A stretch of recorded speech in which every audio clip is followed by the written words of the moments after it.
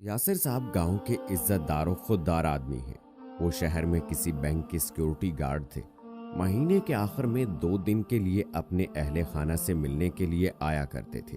वो जब घर आते तो अपनी दोनों बेटियों के लिए कुछ खाने के लिए जरूर लाते। आज महीने का आखिरी दिन था और वो खुश थी कि आज अब्बा घर आ रहे हैं। आलिया, नाश्ता तो कर ले, उसकी अम्मी ने कहा। नहीं अम्मा, अब्बा के साथ नाश्ता करूंगी। तेरे अब्बा तो दोपहर तक पहुंचेंगे, उस वक्त तक भूखी रहेगी क्या? अम्मा, 8 तो बज गए हैं, बस 2 भी होने वाले हैं। शफकत बेगम भी मुस्कुराकर खामोश हो गई। वो जानती थी कि जब तक अपने अब्बा से मिल नहीं लेती उसे चैन नहीं आएगा।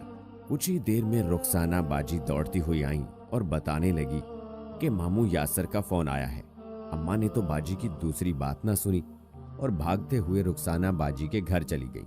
रुखसाना बाजी की वालदा और अम्मा सहेलियां थी। चूंकि हमारे घर में फोन की सहूलत मुयस्सर न थी, लिहाजा हम उनके घर के नंबर से ही राब्ता करते थे। बाजी, सब खैरियत है ना? अब्बा तो घर आने वाले हैं तो वो फोन क्यों कर रहे हैं? मेरे पूछने पे भी रुखसाना बाजी ने कुछ न बताया। मुझे तो चैन नहीं आ रहा था। घर के सहन में टहलते हुए कई चक्कर लगा चुकी थी, लेकिन मेरे दिल पे लगे चक्कर तो कम नहीं हो रहे थे और मन ही मन में अब्बा की सलामती के लिए दुआ गो थी कि वही हमारे लिए सब कुछ है। दिल में अजीब ख्यालात आ रहे थे। 15 मिनट के बाद अम्मा आई। उनकी सांस फूली हुई थी, वो कांप रही थी। मैंने उन्हें पानी पिलाया। कुछ देर बाद कहने लगी कि तेरे अब्बा जिस बैंक में मुलाजिम हैं वहां चोरी हो चुकी है। चूंकि तेरे अब्बा सिक्योरिटी गार्ड हैं और पहले शक का शिकार वही है, इसलिए पुलिस ने उन्हें हिरासत में ले लिया है। या अल्लाह, बेइख्तियार आलिया के मुंह से निकला। अब वकील से बात की है और वो 15,000 रुपए पेशगी मांग रहा है। अब्बा जो पैसे भेजते थे वो तो घर के खर्च में लग जाते थे और बाकी तो गुड़िया की स्कूल फीस की नजर हो जाते थे। अम्मा ने भाई गफूर से मदद लेने का सोचा। अम्मा, याद है ना पिछली बार क्या हुआ था? अब दोबारा आप इज्जत नफ्स कुचलना चाहती हैं तो क्या करूं? तेरे अब्बा को जेल में जलता हुआ देखूं? तू नहीं जानती, गरीब की जिंदगी की कुल कमाई उसकी इज्जत ही तो होती है। अगर वो ना रहे तो वो तो राख हो जाता है। अम्मा तो फट पड़ी और मेरे पास उन्हें हौसला देने के लिए कोई अल्फाज ना थे। मुझे आज भी याद है कि मेरा 8वीं जमात का नतीजा निकला था और मैंने पूरे जिले में टॉप किया था। गफूर भाई ने बैरून मुल्क जाने के लिए कुछ पैसे मांगे थे और अम्मा ने अपने जेवरात जो उन्होंने अपनी बेटियों के लिए रखे थे उन्हें दे दिए थे और वो फरते जज्बात में रोहा से हो गए। अम्मा ने कहा, तू तो मेरा बेटा है, तेरे काम आए या बच्चियों के, मेरे लिए तो एक ही बात है। भाई ने हवाई अड्डे के लिए रवानगी से कबल मेरे सर पर हाथ फेरा और मुझे महसूस हुआ कि अब्बा के अलावा भी कोई है जो मुझे उड़ान भरने में मेरी मदद करेगा। आप मुझे पायलट बनवाएंगे ना? अब्बा कहते कि बहुत पैसे लगते हैं, तेरा अब्बा फ्रांस में काम नहीं करता। आप तो फ्रांस जा रहे हैं ना? भाई ने मुस्कुराते हुए कहा, हाँ भाई, जरूर, जितनी चाहे उड़ान भर लेना। मैं खुशी से चिल्ला उठी। मगर कुछ अरसे के बाद जब अम्मा को फालिज का अटैक आया तो भाई को फोन किया कि अम्मा का इलाज करवाना है, तो उन्होंने साफ इनकार कर दिया कि मैं तो अभी सड़क पर रह रहा हूँ, कोई नौकरी भी नहीं है। तो अब्बा ने उनके हक में दुआ देते हुए फोन बंद कर दिया। भला हो बड़े चौधरी का। जब उन्हें हमारी परेशानी का मालूम हुआ तो अम्मा का इलाज करवाया।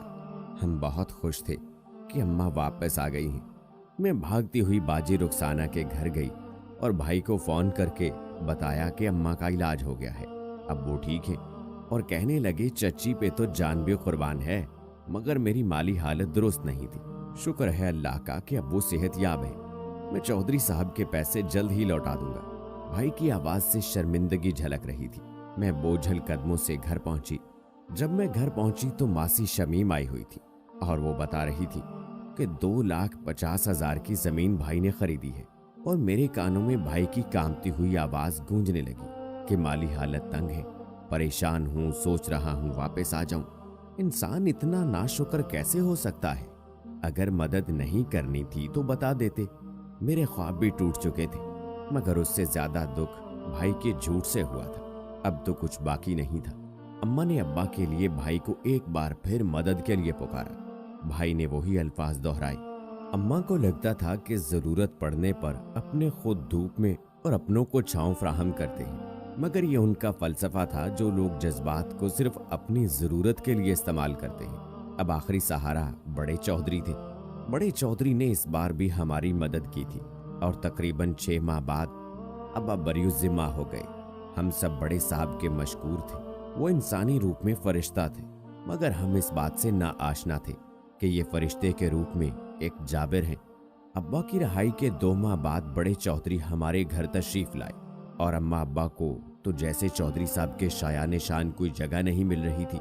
चाय के दौर के बाद बड़े चौधरी ने कहना शुरू किया, आप तो जानते हैं कि मैं अपने बेटे के लिए रिश्ता तलाश कर रहा हूँ और वैसे भी मेरे आप पे बहुत एहसानात हैं। चौधरी साहब कुछ मुस्कुराए और वो मुस्कुराहट मेरे वालिदैन के चेहरे पे कई रंग छोड़ गई। चौधरी साहब ने सिगरेट के कश लगाते हुए टांग पे टांग रखकर कहने लगे, बच्चियों वाला घर है और मेरा बेटा भी खूबरू जवान है। एतराज का तो कोई जवाज नहीं है, तो बारात कब लाएं आलिया के लिए। यासर साहब का तो बस नहीं चल रहा था कि चौधरी साहब को जिंदा गाड़ दे। यकदम खड़े हुए, क्या बकवास कर रहे हो? 40 साल का बददिमाग बूढ़ा है वो और तुम उसे जवान कहते हो? अभी इसी वक्त निकल जाओ यहाँ से। अब्बा का जिस्म गुस्से से कांपने लगा, लेकिन आवाज में रोब बदस्तूर था। चौधरी साहब खड़े हुए और तंजिया कहने लगे, इज्जत से रिश्ता मांगने आया हूँ, वरना इसे बांदी बनाकर ले जा भी सकता हूँ। दौलत के घमंड में अकड़ता हुआ बाहर चला गया। कोई दूसरा रास्ता नहीं था। यासर साहब जानते थे कि ताकतवर की च्यूंटी भी गरीब के ऊंट से भारी है, लिहाजा 2 दिन के बाद आलिया की शादी तय पाई। आलिया तो अभी बदलते रवैयों और टूटे ख्वाबों के टुकड़े भी संभाल ना पाई थी। उसे ये समझना था कि गरीब सिर्फ ख्वाब बुना सकता है, इसकी तामील उसके लिए मुमकिन नहीं है।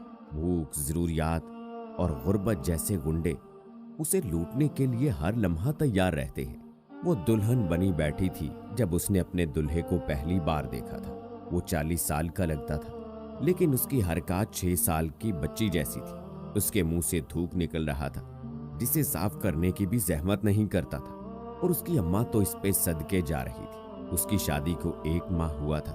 उसे देखकर लगता था कि वो 7 साला बेवा है। अब्बा के घर में इतनी आसाइशात नहीं थी जितनी उसे चौधरी साहब के घर में मुयस्सर थी।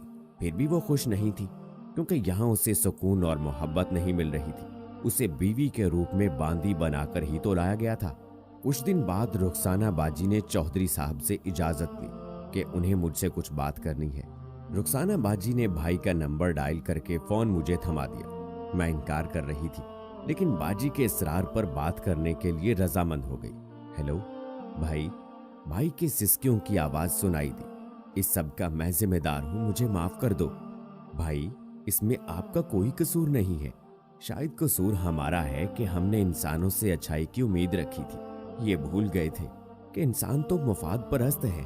वो तो मदद भी अपने मुफाद के लिए करता है। खुदा हाफ़िज़।